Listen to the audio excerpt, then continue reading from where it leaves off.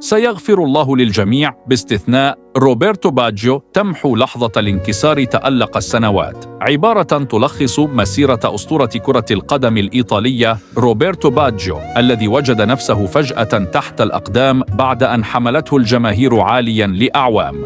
النجاح الذي سجله روبرتو باجيو ضاع في اللحظة التي تبخر فيها حلم لقب كأس العالم 94 بعد مباراة النهائي أمام المنتخب البرازيلي، وهو ما دفع الإيطاليين لكتابة سيغفر الله للجميع باستثناء روبرتو باجيو على جدران الفاتيكان. وكتب روبرتو باجيو في مذكراته المنشورة بعنوان هدف في السماء تفاصيل رحلة التألق والصعود التي اختتمت بطريقة لم تكن في الحسبان، سارداً فيها أصعب لحظة مرت عليه خلال مسيرته في كرة القدم. أكد باجيو في مذكراته شعوره بضيق عندما أصيب في مايو 85 بعد فترة قليلة من انتقاله لفيورنتينا قادماً من فيتشنزا. طلبت من أمي أن تقتلني، قلت لها أمي إذا كنت تحبيني فاقتليني.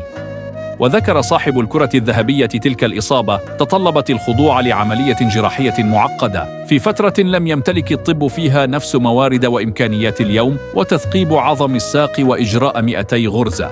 قررت إدارة فيورنتينا التفريط في باجيو إلى يوفنتوس مقابل 17 مليون دولار، وهو عرض لا يمكن مقاومته لفريق يمر بضائقة مادية حينما اندلعت أعمال شغب. وخرج اللاعب مبرراً موقفه: لقد أجبرت في عميق قلبي أنا دائماً اللون الأرجواني.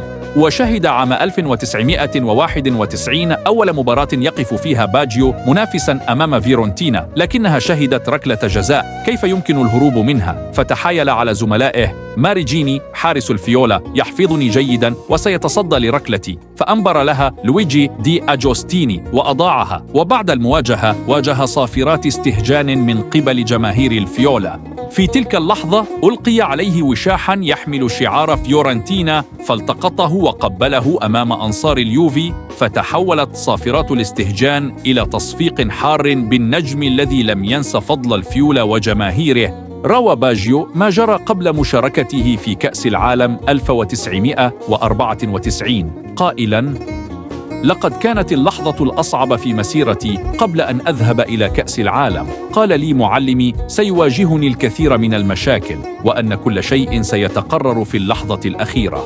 واستطرد: لم أنطلق جيداً ربما خوفاً من الإصابة. بعدها تجاوزت الأمر، ثم حانت لحظة ضربة الترجيح، وكنت أعرف تفاريل حارس منتخب البرازيل جيداً، يقفز دائماً نحو الجانب، لذلك سددت في المنتصف، لكن للأسف لا أدري كيف ارتفعت الكرة 3 أمتار.